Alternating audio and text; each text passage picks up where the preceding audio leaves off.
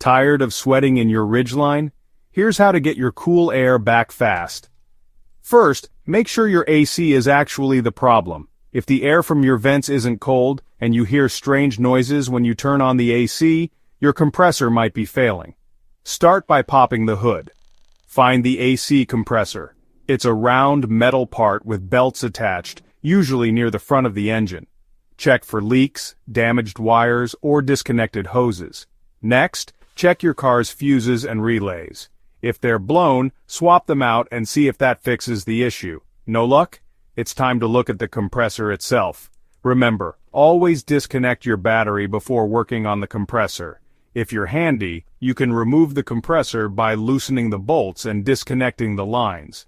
But if you're not comfortable, call a professional. Refrigerant can be dangerous.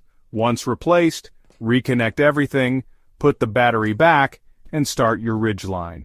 If the air is cool, you're good to go. Still hot air? You might need to refill the refrigerant or check for more leaks. With a little patience, you can get your Honda Ridgeline's AC blowing cold again, saving money and staying comfortable on the road.